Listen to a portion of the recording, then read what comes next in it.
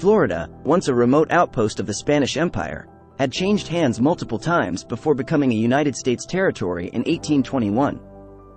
It was a land of stark contrasts, where wealthy plantation owners in the north cultivated cotton and enslaved people to tend their fields, while in the south, a more diverse population of settlers, free blacks, and Seminole Indians coexisted in a tenuous harmony.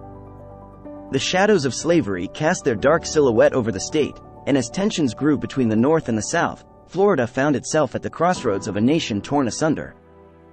The state's allegiances shifted like the sands of its Gulf Coast beaches, as some Floridians supported the secessionist cause while others clung to the Union.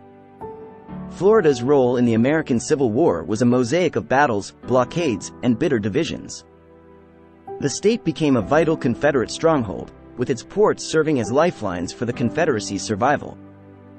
Union forces sought to tighten their grip, launching daring raids and naval campaigns along Florida's coastline.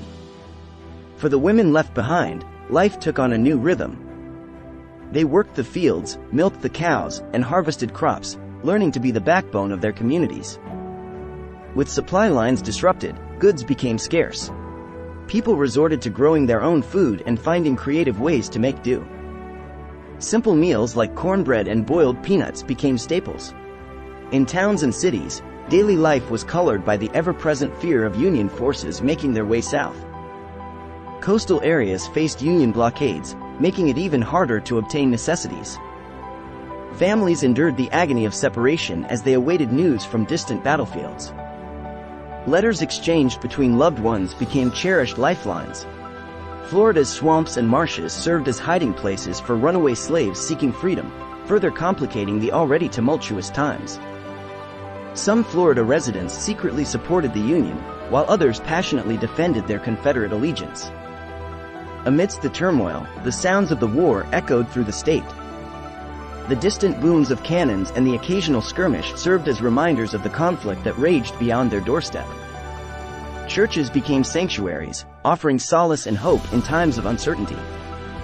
The first notable battle in Florida was the Battle of Santa Rosa Island in October 1861. Confederate forces, led by General Richard H. Anderson, launched an attack on the Union-held island but were repelled, marking an early Union victory. Meanwhile, Union naval forces, including the USS Monitor, blockaded Florida's coastline. In 1864, the Battle of Olustee became one of the largest engagements in Florida.